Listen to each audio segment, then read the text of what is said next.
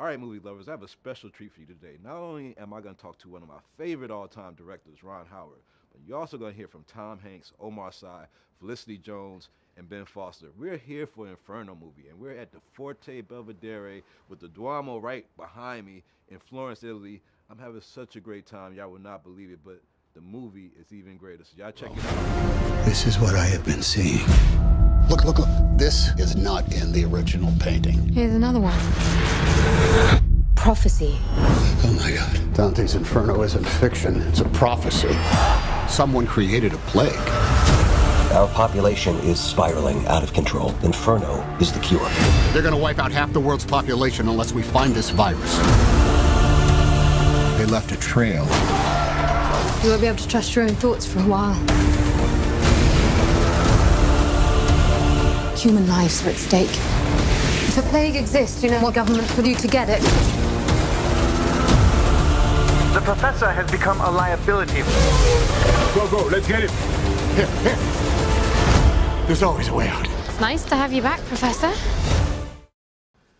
What a great movie. I mean, I love all of these movies where it's like a mystery and suspense and all these twists and turns. Thanks. But I mean, I guess what my fans have been asking most is like, is this the end of the series? A lot of people think it's 3, but it's also the lost symbol of what we see.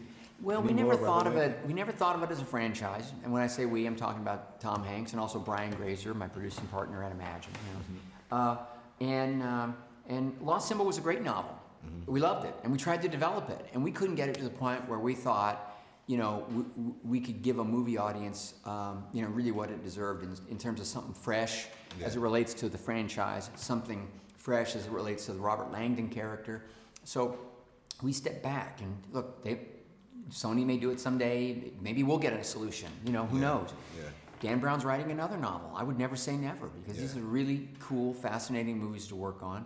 And like you said, they entertain people in a lot of different ways. Whether it's the ideas, whether it's the pace and the action, whether it's the amazing locations like Florence. Different people get different things out of them, and that's unusual for a movie. Yeah.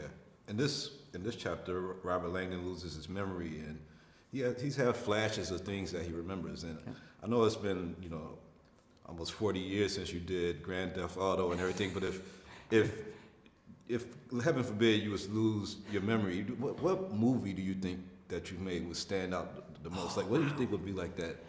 God, probably Apollo 13, because I think you remember things that sort of affect you on a physical level as much as they do. Yeah. And it might be Apollo 13 because of all that weightlessness and the sort of the adventure of that. Yeah. That maybe Willow, because we were shooting up on these ice floes and trying to helicopter in and out before beating the storm, and so there's an element of danger there. I kind of think you always remember a place where you were, a little bit scared and somehow got through it. Yeah. VRO.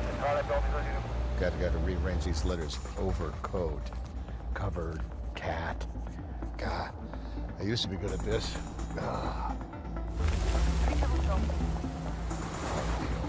Cerca Trova. It's Italian. It means seek and find. Cercatrova, yes. I know why I am in Florence. You've been doing films for a long time, and you're kind of like the consummate filmmaker for people that think about making films. But I'm sure that you had like ups and downs somewhere in that period. What was it that got you back on? If you did go down, like what was it that kind of brought you back out of it and just allowed you to keep on doing this? Thank you for that. Well, I mean, whenever I have a disappointment as a director. It's always something that I've experienced before as an actor, and I grew up in this. And the Andy Griffith Show, for example, was a successful show, but at the time that it was on, it didn't get a lot of respect. Later, it got respect. Right. Happy Days was sort of a similar thing. Then I've done other TV shows. I did a TV show starring the great movie actor Henry Fonda. Well, that was a terrible flop, but years later, I realized that I'd actually learned so much from Henry Fonda. So after you live for a while, you begin to realize that even failures aren't really just, binary. They're not just a 1 or a 0. They're a complicated combination of things. And, it's a big old life journey. and you just keep moving. The world keeps spinning, you keep going, and trying to learn as you go. It still hurts when things, when things disappoint you or others, but at a certain point you kind of realize it's not the end. Yeah. It's just another factor. All right, well, can't wait to see all the films Oh, you got thank you. coming. Appreciate it. Thanks a lot. What's your shirt got going here?